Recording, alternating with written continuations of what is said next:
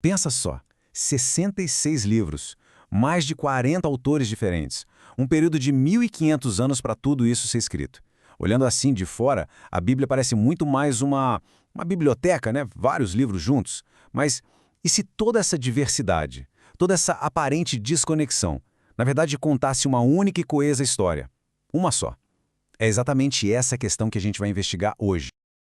A visão mais comum, a que a maioria das pessoas tem, é que a Bíblia é uma coleção de textos, uma antologia de histórias, poesias, leis e pronto. Só que essa visão, ela está incompleta, falta uma peça, porque, sim, existe um fio condutor, quase invisível, uma ideia central que amarra tudo, de Gênesis até o Apocalipse. E é esse fio que a gente vai puxar agora. E a chave para a gente entender isso tudo tem nome: metanarrativa. Calma, o nome parece complicado, mas a ideia é simples. Pensa na planta de um prédio. Cada sala, cada corredor é uma história. Mas é a planta geral que dá sentido ao todo, que conecta tudo. Essa é a metanarrativa. E no caso da Bíblia, essa grande história, essa planta, é a história da salvação, ou, para usar o termo técnico, a história salut. É ela que dá sentido para tudo, para as genealogias, para as leis, para as profecias. Tudo faz parte de um único enredo sobre redenção. Só que, como em toda boa história, não dá para pular direto para a solução, né? Para entender o resgate, a gente precisa primeiro entender o desastre. E o problema que dá o pontapé inicial nessa história toda não é um probleminha qualquer. É uma fratura, uma ruptura em escala cósmica. Então, para entender isso, a gente precisa voltar lá para o comecinho de tudo. O livro de Gênesis nos mostra uma cena perfeita. A criação inteira é declarada muito boa. A humanidade não é só mais uma criatura, ela é feita à imagem de Deus, a tal da Imago Dei, e com um propósito muito claro: ser um espelho do Criador e administrar esse mundo perfeito. A relação era de comunhão total, direta, sem nenhuma barreira. E aí acontece a queda. E o contraste é devastador. O que a gente vê em Gênesis 3 não é um deslize, um errinho. É uma catástrofe que racha a própria estrutura da realidade. Aquela comunhão com Deus vira morte. A harmonia entre as pessoas se transforma em conflito e acusação. A confiança dá lugar ao medo e à vergonha. Até a criação, a natureza é afetada. Esse é o conflito central que vai mover a história inteira a partir daqui. Mas é bem aqui, no meio da poeira do desastre, no meio do julgamento, que surge uma faísca, uma primeira promessa de esperança. Esse versículo é tão importante que ficou conhecido como proto-evangelho, ou seja, o primeiro evangelho.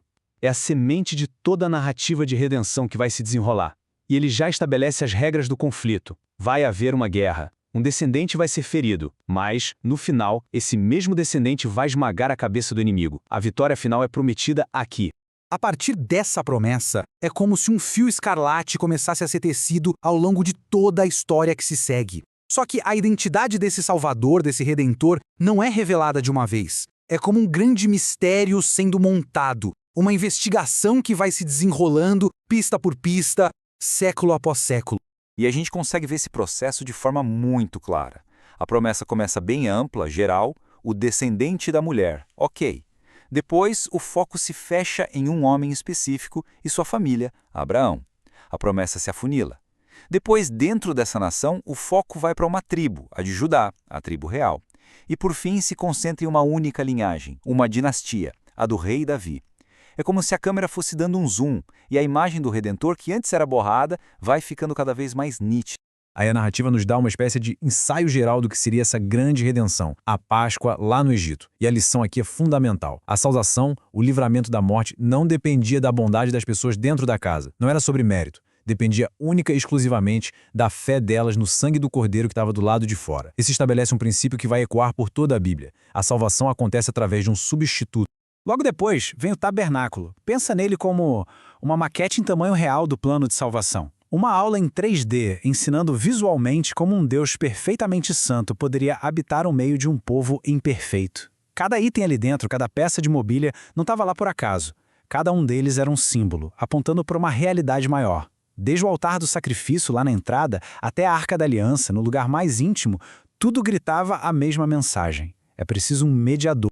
E aí, séculos depois, a profecia dá uma virada de roteiro que ninguém esperava. O profeta Isaías, no capítulo 53, pinta um quadro do Messias que choca. Ele não é um rei conquistador com espada na mão.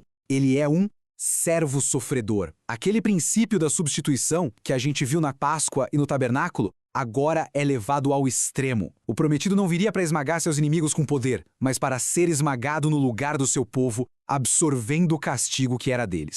Então, você junta tudo isso. As promessas, as pistas, os símbolos, as profecias. Tudo isso vinha construindo, por séculos, a expectativa para um único momento. O grande clímax da metanarrativa.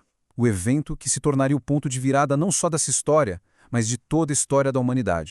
E quem faz a grande conexão, quem amarra todas as pontas soltas, é João Batista, quando ele olha para Jesus e diz: Eis o Cordeiro de Deus que tira o pecado do mundo. Ele está, numa única frase, conectando tudo. Ele é o Cordeiro da Páscoa, ele é o sacrifício do tabernáculo, ele é o servo sofredor de Isaías. Aquele personagem que estava nas sombras da história por milênios, finalmente entra em cena sob os holofotes.